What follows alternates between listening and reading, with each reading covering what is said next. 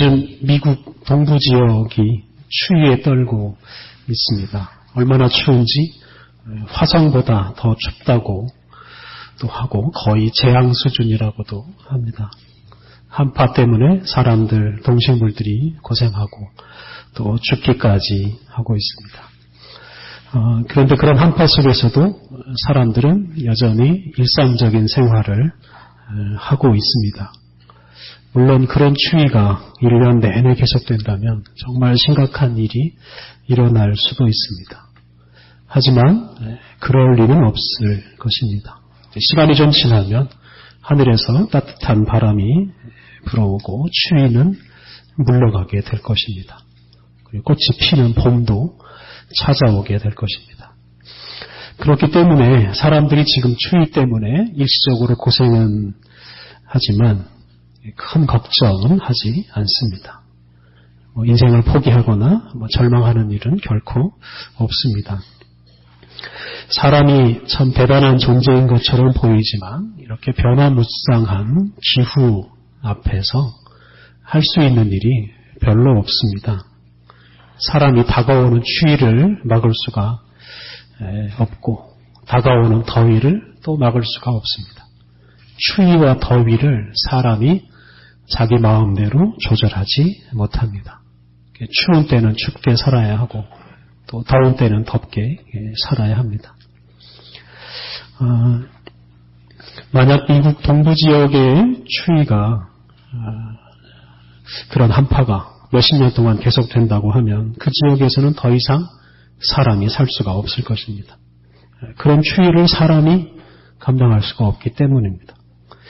제 아무리 뛰어난 난방 기술이라 하더라도 그런 추위를 이겨낼 수는 없습니다. 그래서 사람이 엄청난 기술을 개발하고 문명을 발전시켰지만 여전히 사람은 이런 하늘에 또는 기후에 의존하며 살아갈 수밖에 없습니다. 영화를 보면 지구에 재앙이 일어나고 그런 재앙을 대비해서 우주에 사람들이 살 곳을 만드는 장면, 이야기들이 나옵니다. 그런데 그런 일이 실제로 가능한 일인지는 잘 모르겠습니다. 우주 공간에 사람이 잠시 머물 수 있는 이런 시설을 지을 수는 있겠지만 그런 시설에서 대를 이어서 오랫동안 사는 것은 현재로서는 불가능한 일입니다. 또 실제로 우주 공간에 사람이 대대로 살 수 있는 어떤 시설 공간을 만든다고 해도 이 지구에 살고 있는 수십억 사람들을 그곳으로 옮길 방법은 사실은 없습니다. 그런 면에서 우리가 지금 이렇게 살고 있는 것에 대해서 우리가 감사하면 좋겠습니다. 비록 춥긴 하지만 살기에 참 충분한, 살기에 넉넉한 이런 환경에서 우리가 지금 살고 있습니다. 사계절과 밤과 낮이 규칙적으로 반복되는 세상에서 우리의 조상들이 살아왔고 우리의 후손들도 살아가게 될 것입니다. 이런 환경은 우리 조상들이 만든 것도 아니고 우리들이 만든 것도 아니고 그냥 우리에게 주어진 것입니다. 우리가 살 수 있게 만들어주고 있는 이 자연 환경에 대해서 또 이런 환경을 만들어주신 우리 창조주 하나님께 감사하면서 2018년 새해를 시작하면 좋겠습니다. 오늘 읽은 구약의 말씀은 하나님께서 천지 만물을 창조하시는 이야기입니다. 1절 태초에 하나님이 천지를 창조하시니라. 우리들이 다 암송하는 말씀입니다. 이 말씀은 우리 그리스도인들의 아주 오래된 신앙 고백입니다. 교회가 시작될 때부터 한 고백이고 유대인들의 신앙 고백을 계승한 것이라고도 할 수 있습니다. 어떤 사람들은 이것을 과학적으로 입증하려고도 합니다. 그들의 마음에 있는 이런 성경 또 하나님에 대한 그런 사랑 충분히 이해하고 공감합니다. 하지만 하나님의 창조를 과학적으로 입증한다고 할 때 사실 먼저 해야 할 것은 그 과학 자체에 대한 비판입니다. 과학이 진리인가? 과학 자체가 진리인가? 과학적인 것은 다 옳은 것인가? 이런 질문과 비판이 필요합니다. 과학적이라고 해서 다 옳은 것은 아닙니다. 과학을 사용해서 진리라고 입증된 것도 시간이 지나고 나서 그게 진리가 아님이 판명되는 경우도 많이 있습니다. 과학에서도 늘 새로운 발견이 있고 그에 따라서 옛 이론은 폐기됩니다. 예를 들어 아인슈타인이 등장한 후에 이 뉴턴의 이론에 기반한 이런 물리학은 크게 바뀌었습니다. 그래서 과학적이라고 해서 다 옳은 게 아닙니다. 그건 역시 시대에 따라서 변합니다. 그러니 과학으로 하나님이나 하나님의 창조를 입증한다는 것은 그렇게 큰 의미가 있는 일은 아닙니다. 하나님은 과학이라는 그릇에 담기에는 너무나 크신 분이고 하나님이 하시는 일은 이런 과학이라는 잣대로 재기에는 너무나 크고 너무나 넓고 너무나 깊습니다. 하나님의 창조를 단지 과학적으로 접근하면 그 의미를 제대로 이해할 수도 없습니다. 태초에 하나님이 천지를 창조하셨다 하는 이 말씀은 하나님께서 성령 하나님을 통해서 인류의 마음을 움직여서 만들어낸 인류 역사에서 가장 위대한 신앙 고백이라고 이해하면 좋겠습니다. 그리고 이 고백을 따라서 우리가 세상을 이해하고 세상을 살아가면 우리가 더 감사한 마음으로 또 더 풍요롭게 살아갈 수 있을 것입니다. 하나님이 온 세상과 온 모든 사람들을 창조하시고 그들을 보호하시고 그들을 다스려 주시고 있습니다. 이것을 믿는 사람들에게는 두려울 것이 없습니다. 오늘 읽은 창세기 1장 2절에 이 세상을 사랑하시는 그 하나님의 사랑이 가득 담겨 있습니다. 2절 땅이 혼돈하고 공허하며 흑암이 깊음 위에 있고 하나님의 영은 수면 위에 운행하시니라.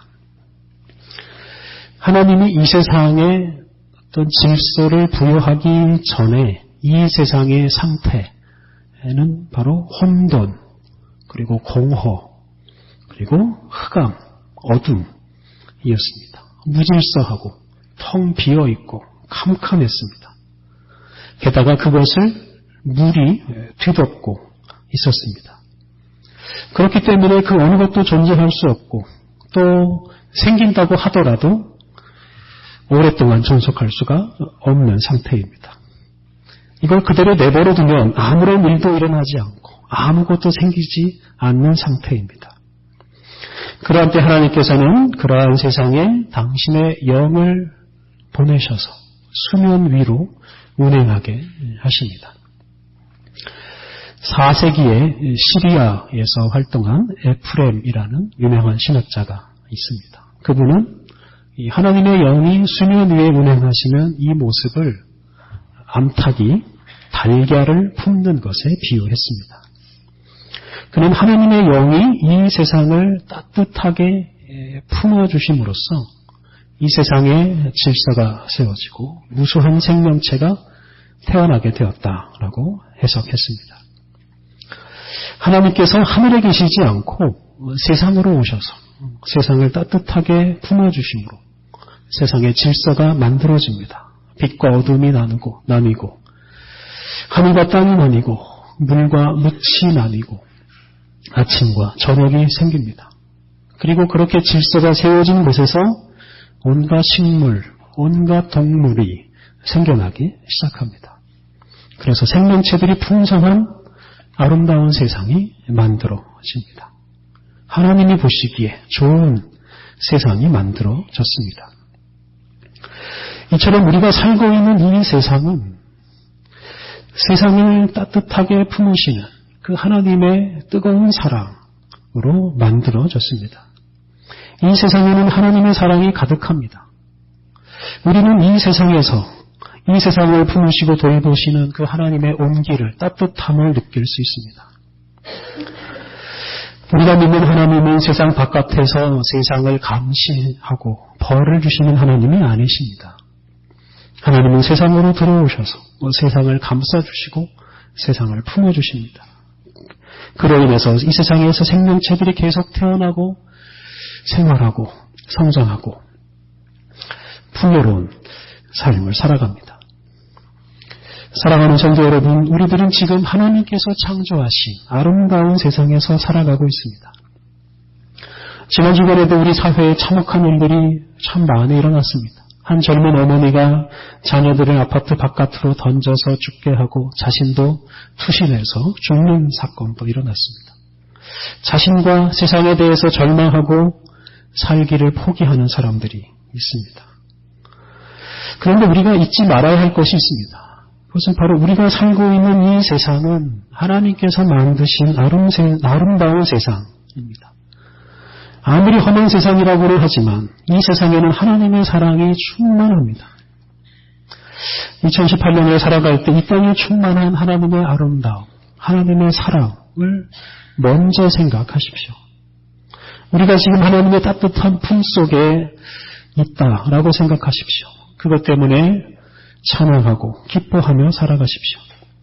하나님의 사랑으로 생겨난 우리 존재 자체와 우리가 지금 숨을 쉬고 있는 것, 이것 자체가 바로 하나님의 사랑의 결실인 것을 늘 기억하면서 감사하며 살아가십시오. 오늘 이번 신약의 말씀에는 공생애를 시작하는 예수님을 격려하시는 하나님의 말씀이 나옵니다.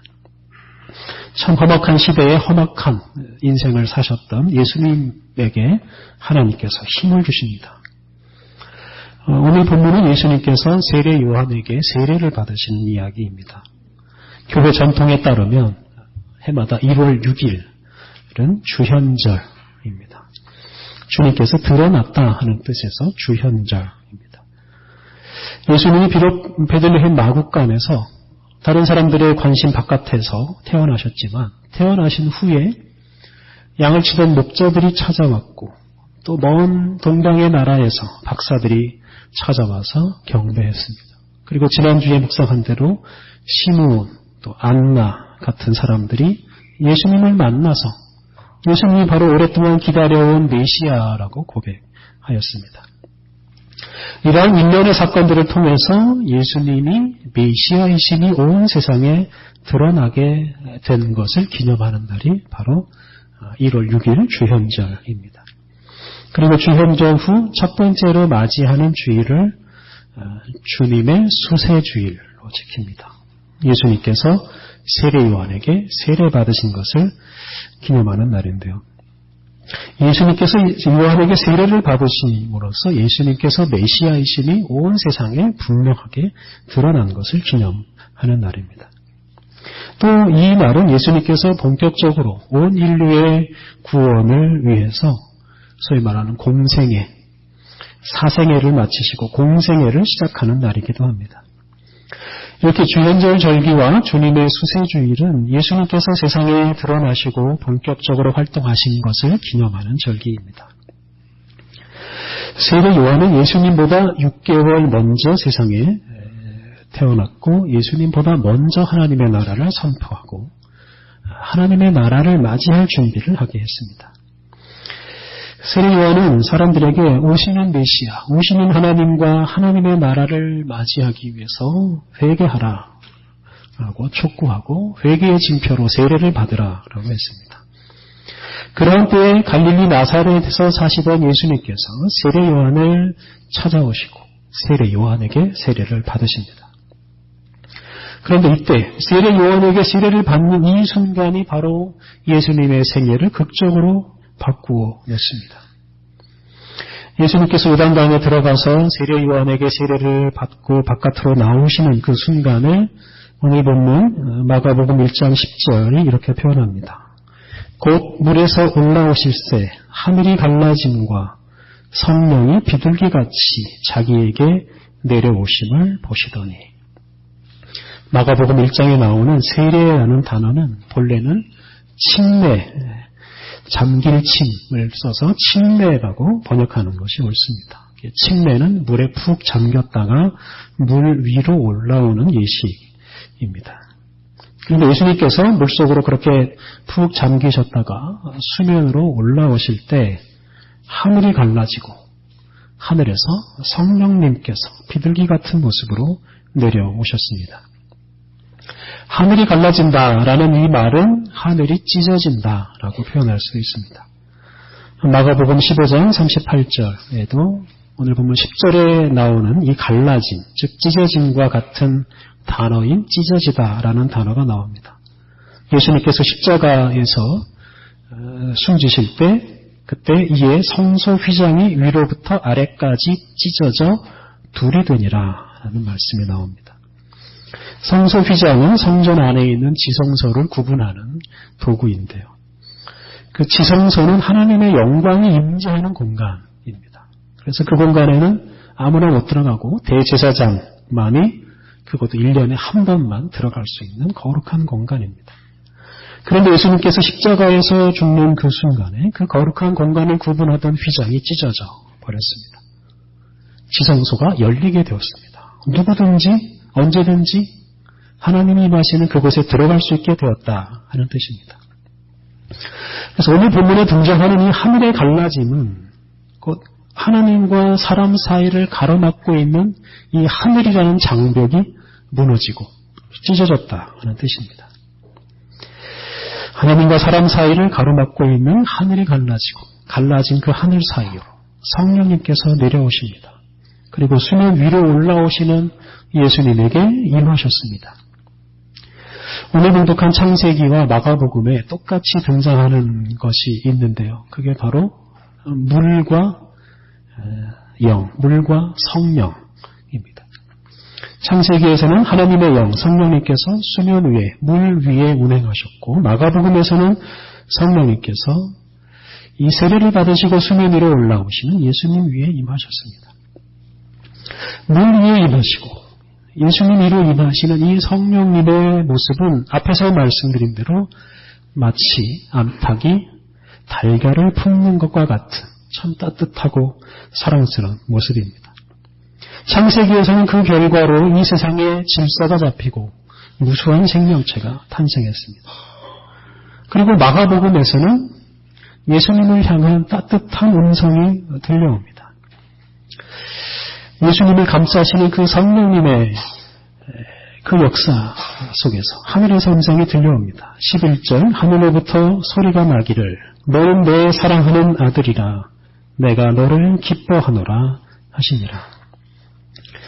너는 내 사랑하는 아들이라 내가 너를 기뻐하노라. 이 부분을 세 번역으로 읽으면 이렇습니다. 너는 내가 사랑하는 아들이다. 내가 너를 좋아한다. 하나님의 영이 예수님에게 임할 때 예수님에게 나는 너를 사랑한다. 나는 너를 좋아한다. 라는 이 하나님의 음성이 들려왔습니다. 지난주에 말씀드린 대로 당시 세상은 험악할 대로 험악한 세상이었습니다. 로마의 억압, 또 로마에 아부하며 살던 권력자들의 억압. 그로 인해 많은 사람들이 고통을 겪고 죽고 나중에는 다 그 땅에서 쫓겨나는 일까지 생깁니다. 그런 시대에 예수님은 30년 동안 아주 평범한 목수의 아들로 살았습니다. 예수님은 정말 평범한 목수요 농부에 불과했습니다. 험하고 험한 세상에 누가 그런 사람을 주목하겠습니까? 누가 그런 사람의 말에 귀를 기울이겠습니까? 그런 사람이 무슨 일을 제대로 할 수 있겠습니까? 그러한 예수님에게 하늘을 가르시고 내려오시는 성령님께서 들려주신 이 하나님의 말씀. 너는 내가 사랑하는 아들이다. 내가 너를 기뻐한다. 내 아들아 사랑한다. 좋아한다. 이 말씀이 예수님의 생애를 바꾸고 예수님에게 큰 힘이 됩니다. 이 일 후에 예수님은 나사렛 집을 완전히 떠나십니다. 평범한 사람이 아니라 하나님의 아들로서 하나님의 통치를 실현하고 하나님의 나라를 선포하는 사람으로 살아가십니다. 이로써 하나님의 나라가 이 땅 위에 임하고 그 나라가 점점 확장되기 시작합니다.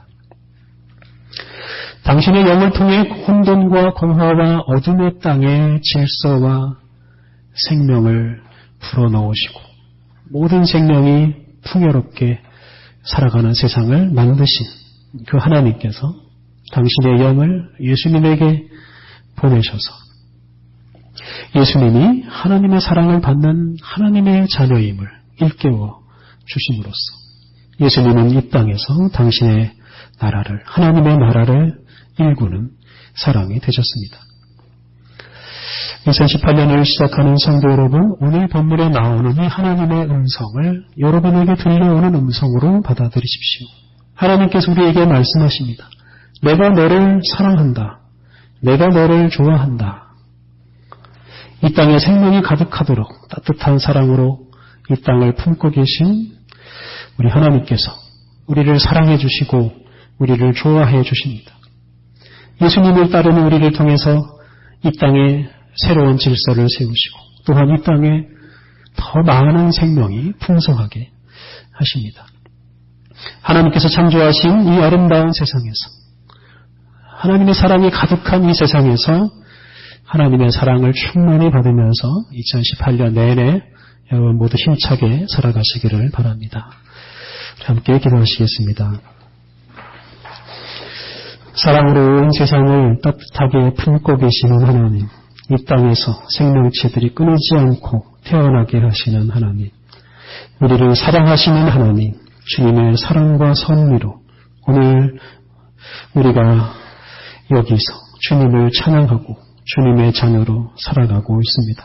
우리를 창조하시고 우리에게 생명을 주시는 하나님, 주님의 은혜로 새해를 시작하였습니다. 우리들이 주님의 사랑을 믿고 더 담대하게 하옵소서. 주님의 사랑을 힘입어 더 큰 꿈을 꾸게 하옵소서. 주님께서 주시는 힘으로 우리의 가정과 일터를 아름답고 사랑스럽게 만들어 가게 하옵소서. 예수님의 이름으로 기도드립니다. 아멘.